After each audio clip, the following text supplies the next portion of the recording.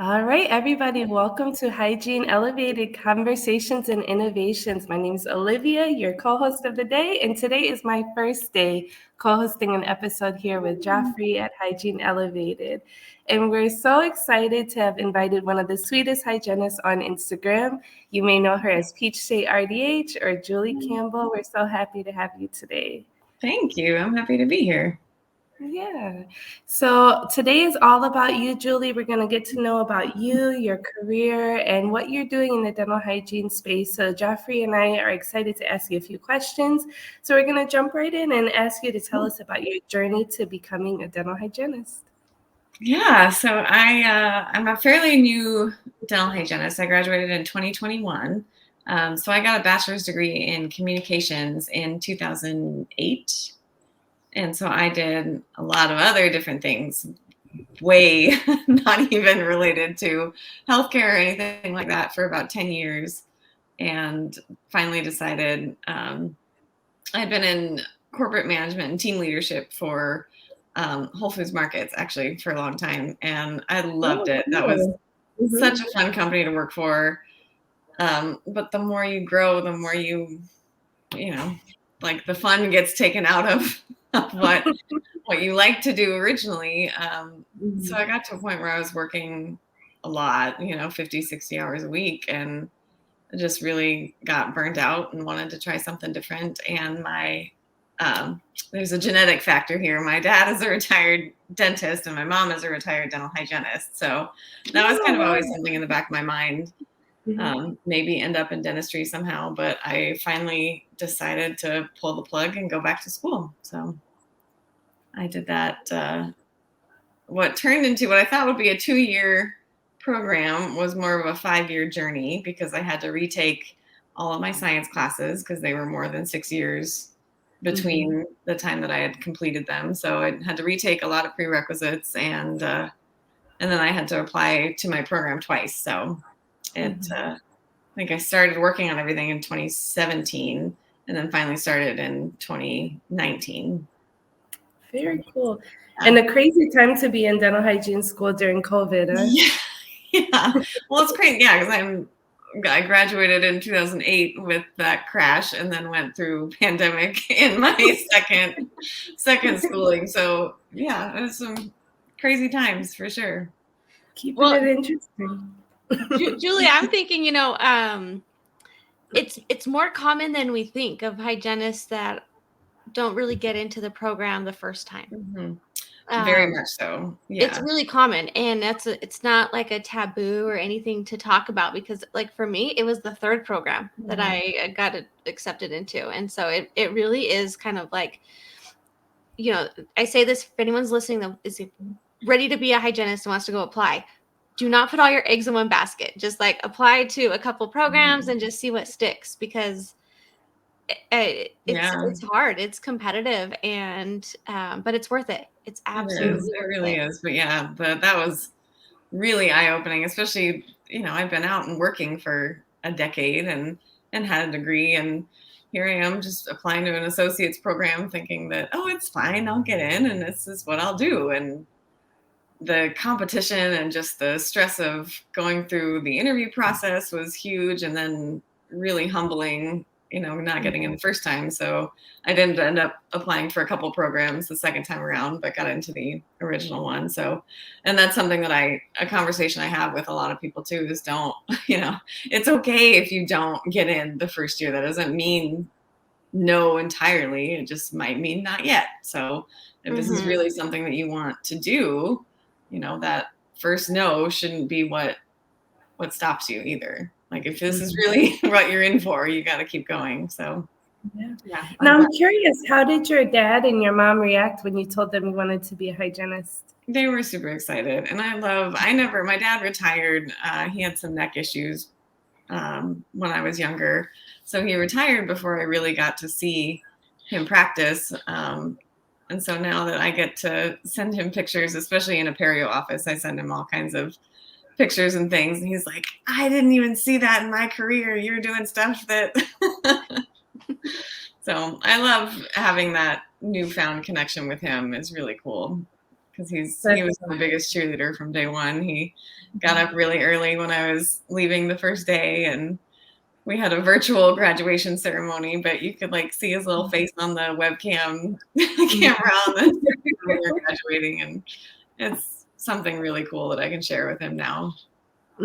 That's special. Yeah. Well, Julie, you have a very well-known social media page that has some of the cutest content to scroll through. Can you tell us a little bit about like where your inspiration for starting the page went and what your page is called so everyone can go follow you? Yeah, I'd love to. Thank you for saying that. I love that people like what I'm putting out there. But so I'm PeachState RDH. I'd love to say hi. And really that started about 6 months ago was when I really started trying to grow the account. But I relocated. I graduated in Colorado. We relocated to Georgia about 2.5 years ago. And I didn't know anybody. I had just gone from having my cohort of, 20 other students to commiserate with and support each other to having no network in Georgia and just really not finding one either. So I finally decided to just start putting myself out there on social media and create my own support network. And that is absolutely what it's turned into. And this is probably my favorite thing that's happened over the last year is just what people that I've met through social media, the opportunities that have come about through it, and just this really eye-opening, awesome experience of seeing how many professionals are out there that genuinely want to help each other and lift each other up and learn from each other. So that's what PeachState RDH is. And that's why I love to share the stickers. If there's a hygienist in Georgia, like I will send them to you. I just want people to be proud of being a dental hygienist and seeing it as something that's fun that you can connect with others with and support each other and learn from each other too. So that's what PeachState RDH is. Yeah, it's so cool. It's so nice to have hygienists supporting each other and helping each other. And I found the same, that people are just really willing to jump in, have a call. Like, this is what I do in my office. This is how I overcame that struggle. I'm willing to help each other out. And so I'm sure there's hygienists in your area really appreciate you really trying to build that community. It's a beautiful thing. Yeah, it's been really, really neat and really rewarding. So we wanted to ask you a little bit more about, you mentioned that you were in leadership. And so we want to kind of hear, coming from a leadership role, going into hygiene, what are some things that you've taken from your previous career and previous role into the operatory, into your offices, and how is it helping you thrive as a hygienist? Definitely. I think my communication skills are something that I'm really proud of, and just being able to talk to people from all different walks of life and really have genuine conversations. And that's something that I started right off the bat. Like, I'm not going to tiptoe around oral disease or being able to have these hard conversations with my patients. And so that's something that I really embraced from the get-go.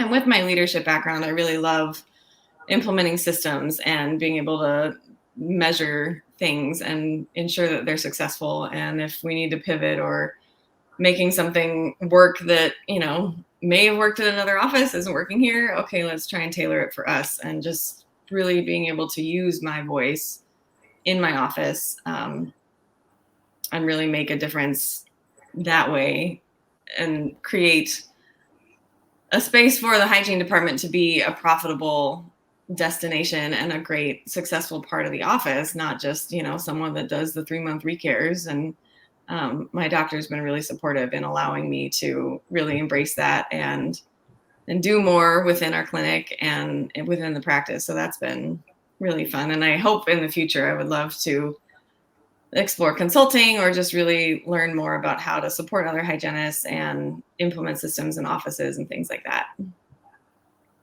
You definitely have like the right idea there, taking those numbers and the power of understanding them. And when you talk about maybe doing consulting in the future, I'm like, oh yeah, you'd be fantastic at that. Like, as if you can read the numbers and know how to manipulate them, fantastic.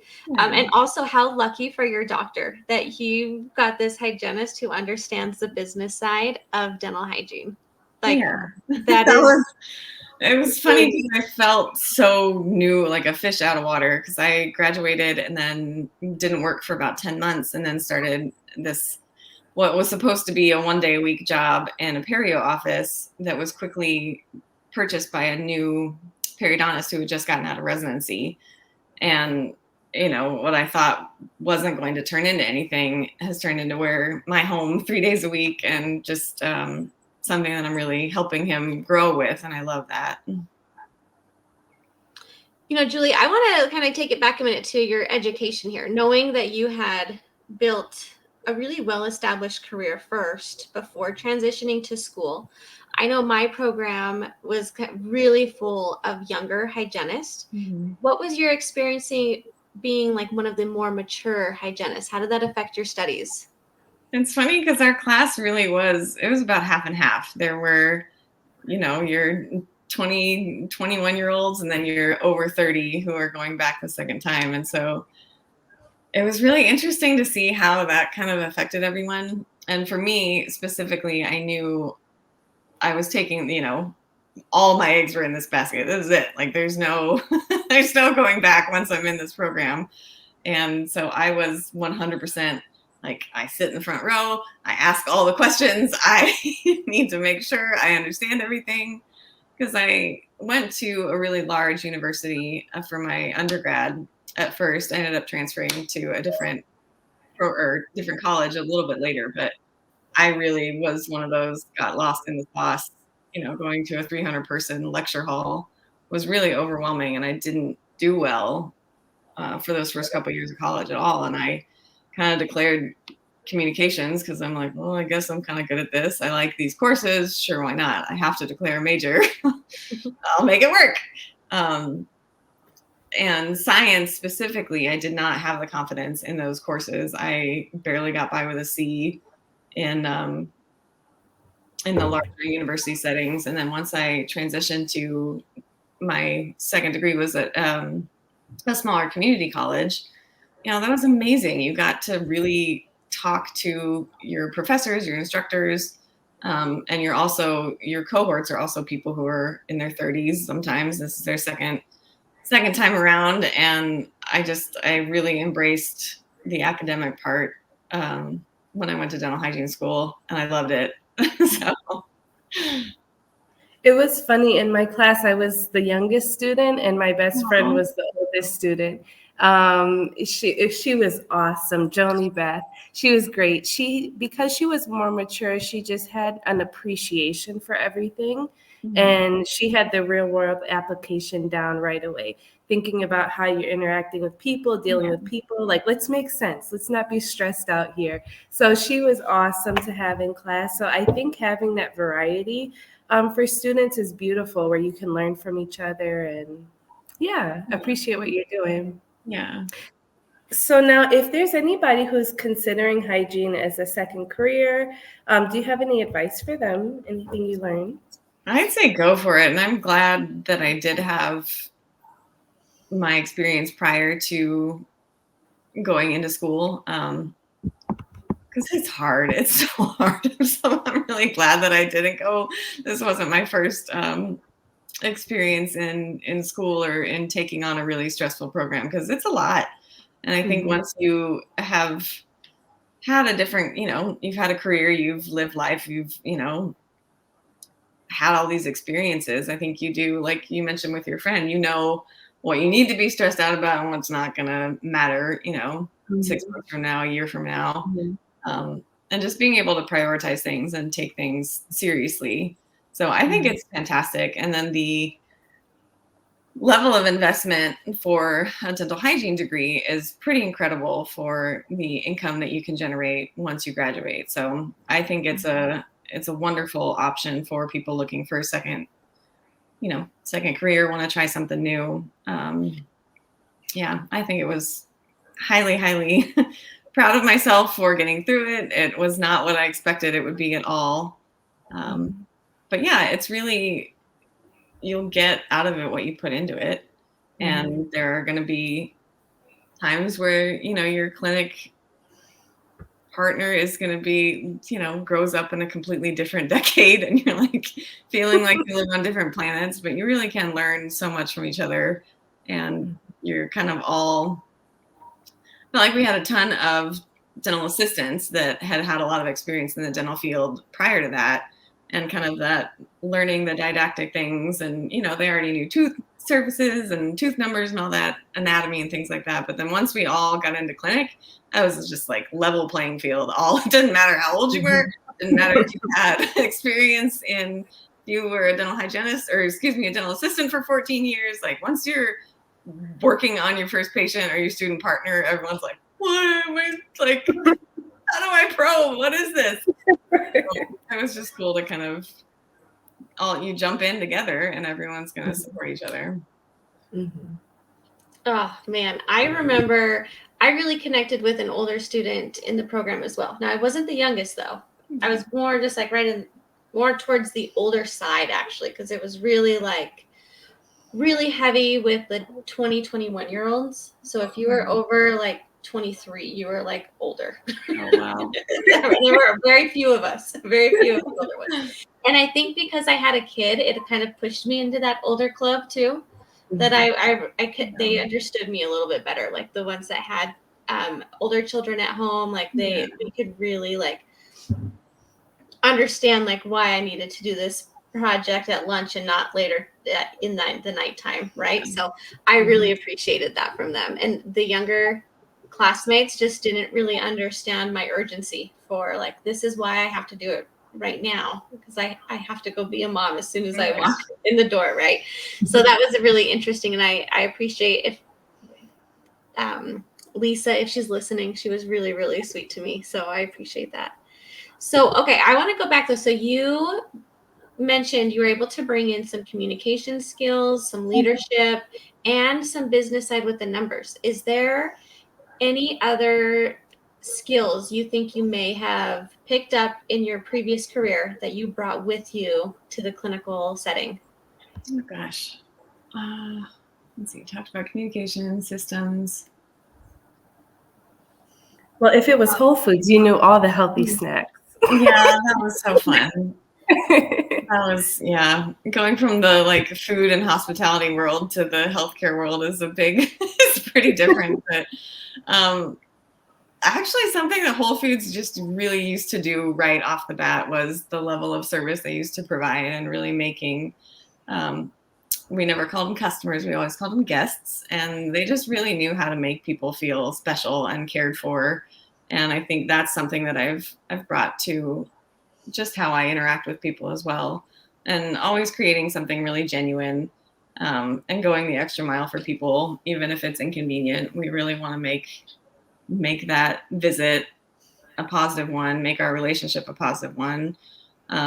Especially my practice, we're a referral practice, we're perio. So there's lots of apprehension, lots of questions, lots of neglect by the time that our patients see us. So they need somebody that's going to be there and form a relationship with them, and create that genuine connection. So yeah, that's something else that I bring my customer service background, but I turn it into kind of just creating a genuine experience.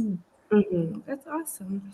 You know what I wanted to ask you? Sometimes not all practices, especially private practices, because they're run by usually one person, they kind of come up with things as they go. There's not always as much structure as there is in corporate. But you had these leadership skills, but not all hygienists are always given the platform or the space to take leadership. How was that experience for you? Do you feel like it was always welcome? Julie, we want to hear what your ideas, what you have to say, or do you feel like it was a little harder to navigate?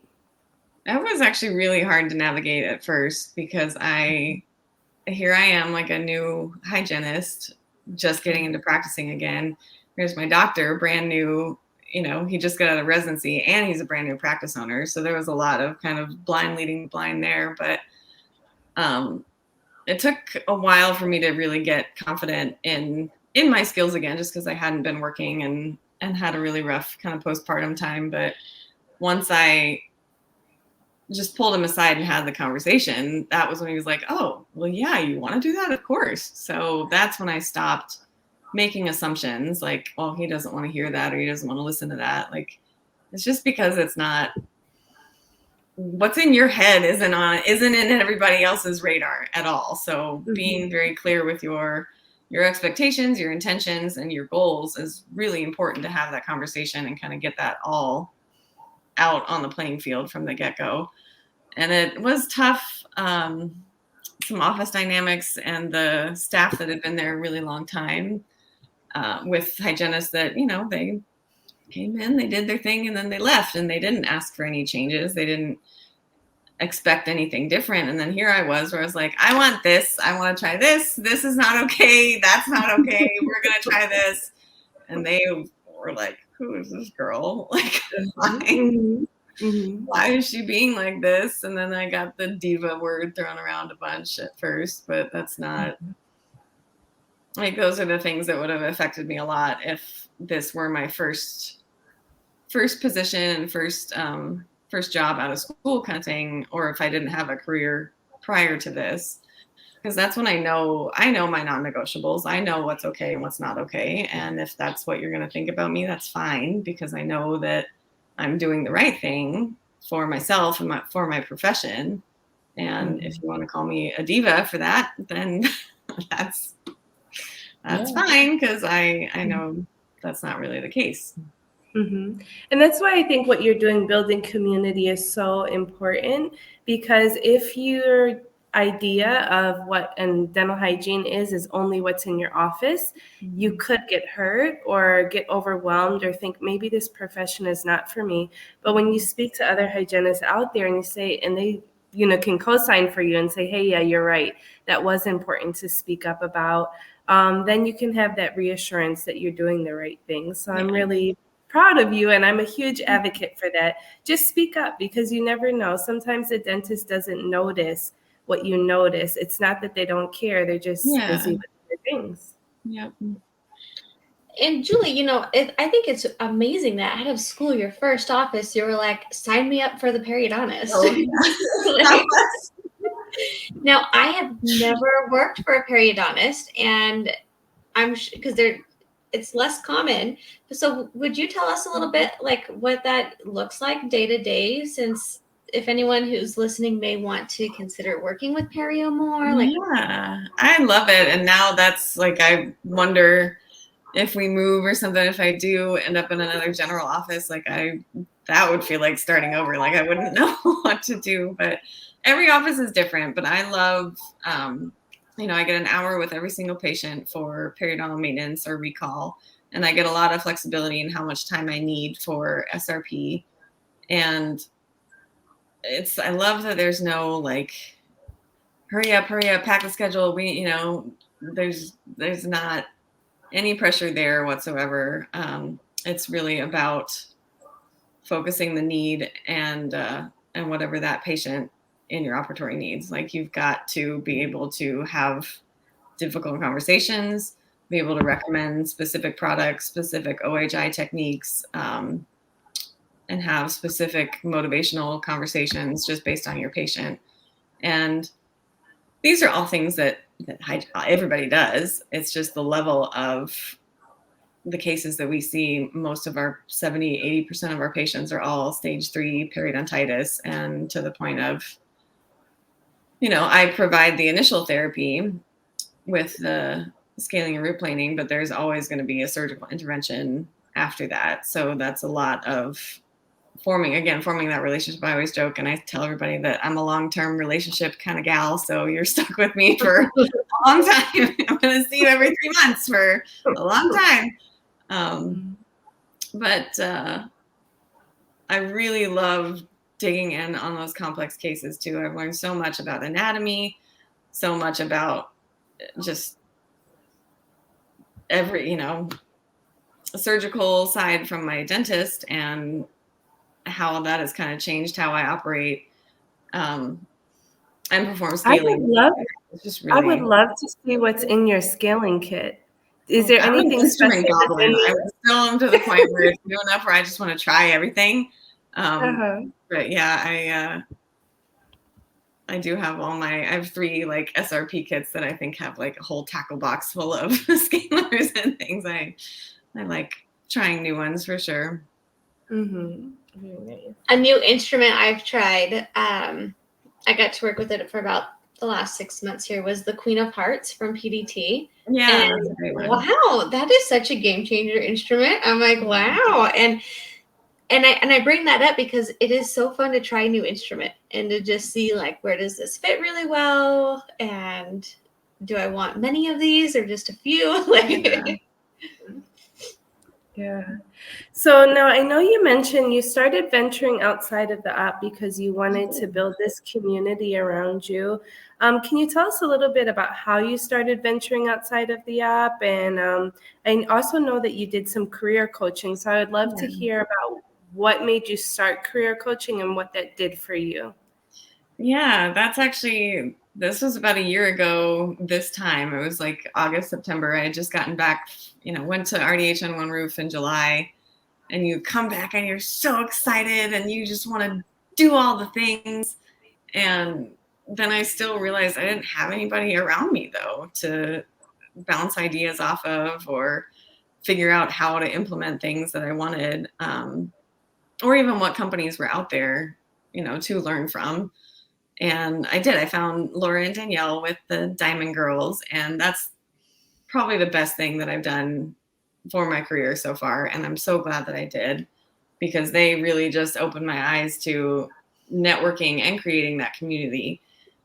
There's so many people out there that want to help and want to get you into the roles that you want to try or want to do. And you just have to really be open to those possibilities. And I love that kind of the social media side is the kind of the passion project of what I do, because clinic is really hard.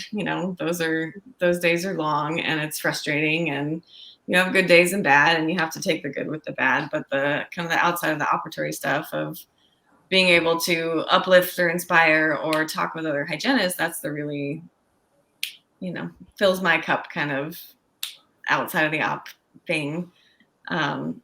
But yeah, gosh, I loved that I did career coaching, because it really helped build my confidence in approaching other colleagues and being able to ask questions and just open that door and form that relationship has been fantastic. And mindset, for sure. I feel like I need to start taking my own advice, because I'm almost on that, like, we just had RDH under one roof in July, and here we are, like, starting in September. I already feel like I'm kind of hitting that slump of like, man, I was so inspired and now I'm kind of but always working on mindset is huge, because we do have a difficult career. It takes a lot out of us mentally, physically, emotionally, and nobody is immune to those bad days or those negative thoughts or intrusive thoughts or imposter syndrome and self-confidence. But the people that you see who are really making a difference are the ones that are acknowledging that and working through it. So I would love if anybody who found me or we have a conversation, if they're really feeling in a lonely, isolated place and I've helped them get out of that, that would just make my heart so happy, because that's exactly why I started doing what I do. I was so tired of feeling lonely and not having a hygienist community. Okay, Julie, you've got to tell us, what is it that you're doing? What have you, after your career coaching, what is it that you're working on doing right now for your hygiene community? Well, we have started a study club with my office, which has been fantastic and really, really well received in the area, because I'm about 2.5 hours outside of Atlanta. And so if there is a CE or a symposium, it's going to be 2.5 hours away. And that's frustrating for people that need, we've got to get our CE hours. And I love to go to those big meetings and things like that, but that's not for everybody and that's not feasible for everyone. So I was really, really passionate about creating something to get local hygienists, a networking community that we can all just meet at, and also provide CE locally, that you don't have to drive 2 hours for. And my doctor was really, really receptive. So that's something that he is taking on as well within the practice, because it helps, it's a fantastic win-win for both of us. And then it uses, we're able to kind of help with growing referrals and things like that, educating hygienists on identifying certain, periodontal regeneration or grafting and things like that could be an easy referral for our practice. So that's something I'm really excited about. We've had 2 really big meetings so far this year, and then our next is going to be in October. So are these happening quarterly, Julie? They will be, yeah. We're gonna have our last one is in October, and then next year we're gonna start out, and that's gonna be a quarterly meeting. I love so much hearing that you got your doctor on board. Your doctor was like, what a great idea. Not only is it cool that your doctor wants to support you, but the fact that you were able to say like, hey, doc, I have this idea. That is so awesome to see. Like, Julie, that is amazing. Mm-hmm.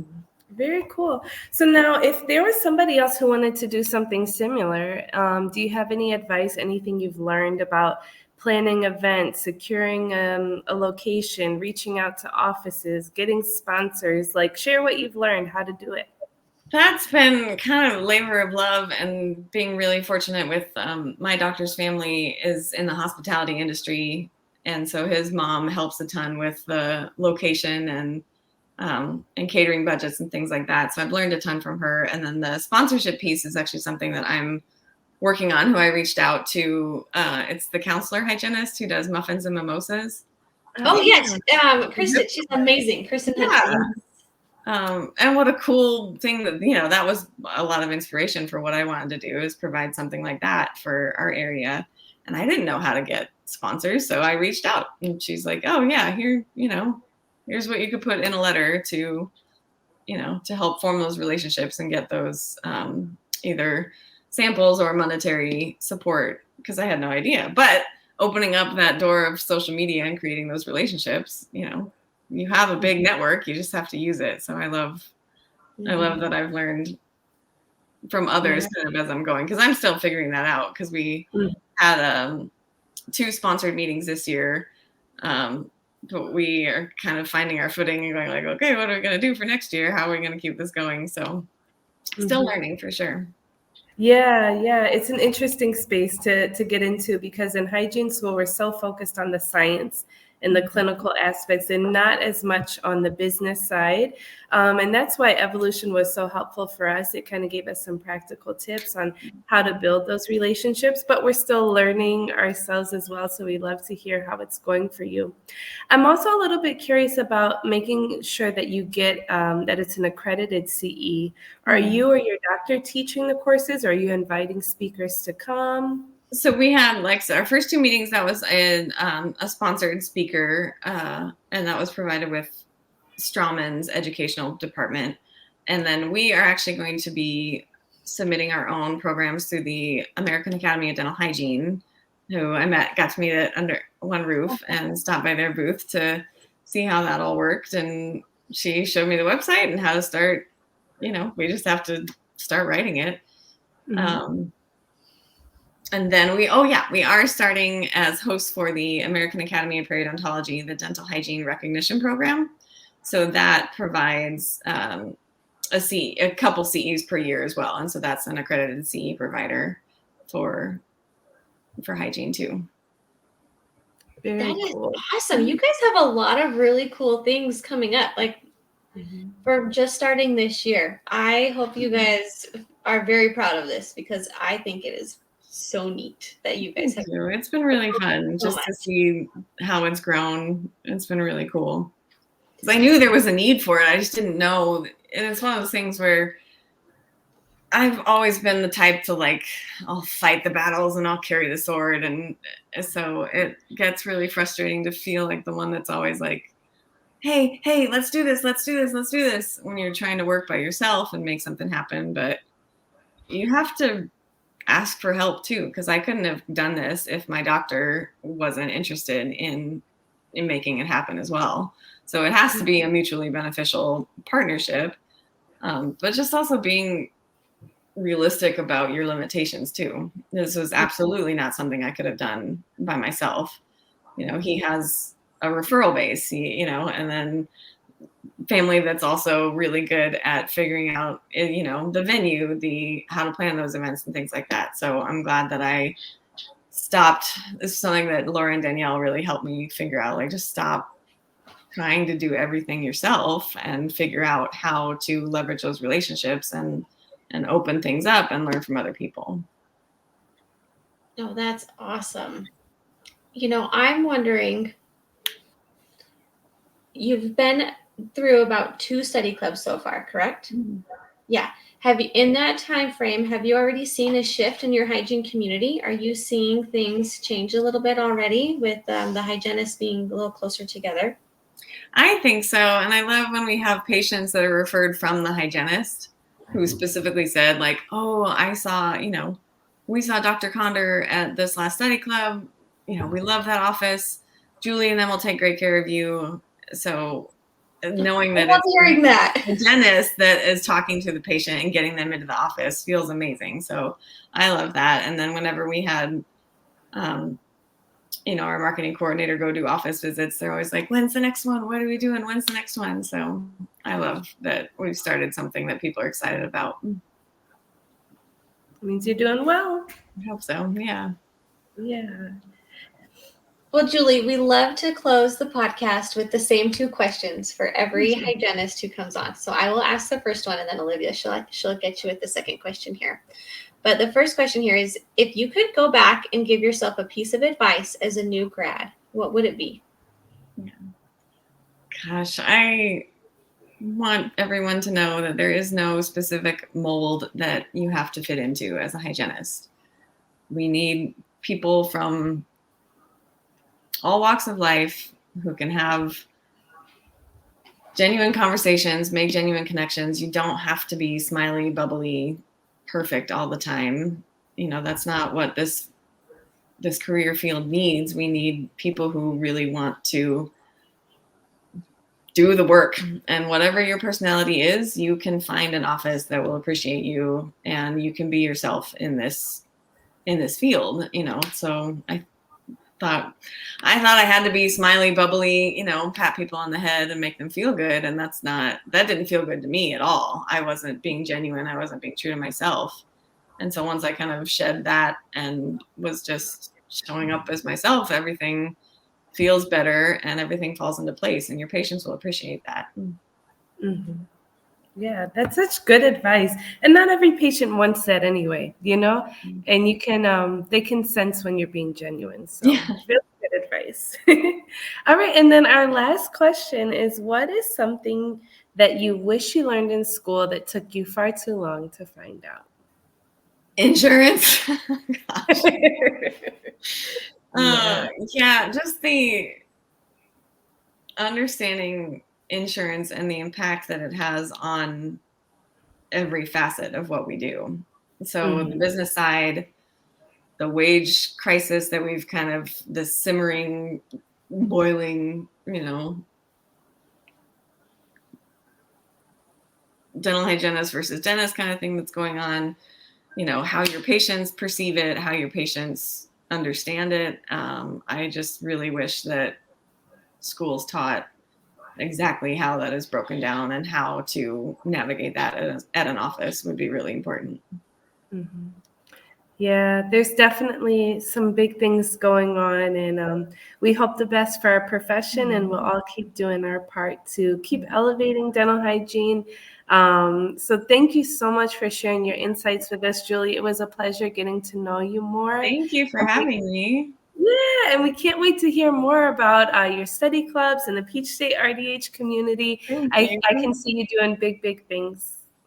Thank you. I agree, Julie. Big things are coming. I'd love to have you back on as a guest, maybe in a year from now, and just do a follow-up and I love that. What's going on with your Georgia State RDH and your study clubs. And then before we pop off here, I just want to say thank you to both of you, but especially Olivia, with your first podcast episode today. You did amazing. I'm so honored that I was your first So happy to have you on the team, Olivia. Thanks for helping it go smooth, Joffrey. You guys did it. Yay. Yes. Have a good night, you guys.